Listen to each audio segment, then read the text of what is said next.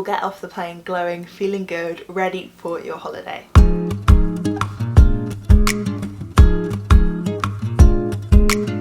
Hello and welcome back to my YouTube channel. Today I thought I would take you through my kind of pre-flight prep. Now, I don't know about you, but when I get off a flight, my skin's often super dehydrated, it looks really dull, I'm often quite tired. However, since doing like a pre-flight prepping my skincare, what snacks I bring on the flight, keeping hydrated, I definitely have noticed a huge difference that my skin is super glowy once I leave the flight rather than looking dull and dehydrated. I've got a few tips and tricks that I want to share with you so that you can also implement this before you go on a flight on holiday. Now, the first thing I like to do is prep my skincare. So I'll cleanse my skin and then I'll pop on the Mega Mushroom Relief and Resilience Hydra Gel Lotion. Now, this is a brand new product that Origins have just launched and it is so epic. It's got the soothing, strengthening and hydrating benefits that come from the mushrooms. Now, there are 4 different types of mushrooms in this product. It's got some chaga, which is a really good source of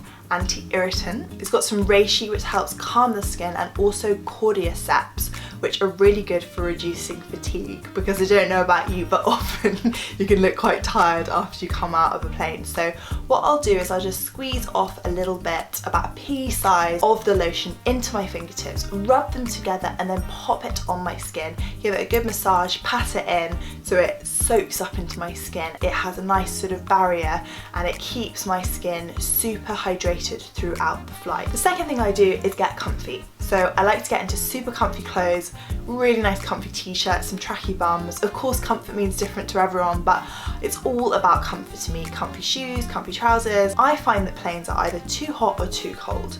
So I like to have a t-shirt on if it's too warm, but then also pop on a jumper, maybe a scarf as well. What you pack is really important. I think first off, it's important to not overpack.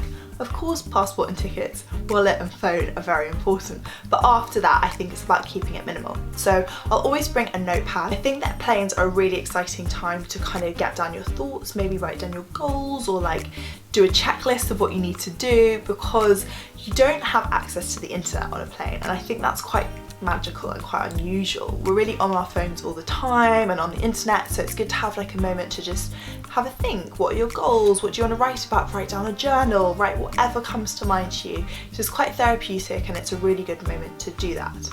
The other thing is I like to bring a book. You know, if the airline doesn't have a TV, it's a great time to read a new book. I'm just starting one on intuitive eating, which is a subject that I don't know that much about, but I'm really interested in. This is obviously if I'm flying without Shay, because if I am, probably reading isn't going to happen, let's be honest. Now, I also like to bring my own snacks. I think that plain food doesn't always offer the most delicious things, so I'll just bring some nuts or dried fruit, maybe some cucumber sticks, some chickpeas, just things that are really easy to grab, super healthy. Things like cucumber are super hydrating, so a really good thing to have on board a flight. I also like to bring my water bottle, so I'll bring on a reusable water bottle empty, because of course you can't bring on liquids onto a plane, but once I'm on, I'll either refill it in the airport in one of the fountains or ask someone on the plane to fill my water bottle up, because when the trolley comes down and they give you that tiny glass of water, I tend to knock it back and then want another one and another one. So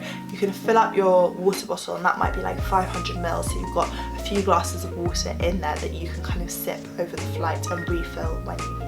And probably the most important, it's very good for the environment. Obviously not constantly using plastic water bottles or having plastic cups on side of the plane. It makes a huge impact to the environment. You know, every little bit counts. When it comes to Shay, I will pack a few toys. I don't try and go overboard. Maybe a train, a soft toy, so he's got some form of entertainment. I will also bring the iPad. I never wanted to be that parent that stuck their kid in front of the iPad, but when it comes to traveling, it is quite a helpful source of entertainment. You know, you can stick them in front of it while you are traveling, because being trapped on an aircraft with a toddler isn't always the easiest thing. I'll also bring like things that comfort him, so his dummy, his teddies, his blanket, so that if he needs to have a nap on the plane, he feels a bit more relaxed. Because obviously it's quite difficult with a lot of light, the noises, everything going on, for him to have like a really good night's sleep. So these are my tips to stay glowing and not get dry. You know, having really good skincare, drinking lots of water, eating well, relaxing. You know, there is something quite magical about flying. I think we just have to take all the benefits that it has, and I think when you really do all these different things, you will get off the plane glowing, feeling good, ready for your holiday. Now, I hope you enjoyed this video. Give it a big thumbs up. Do leave me a comment down below if you've got any extra tips for flying. I would absolutely love to hear from you, and I'll see you in my next video. Bye.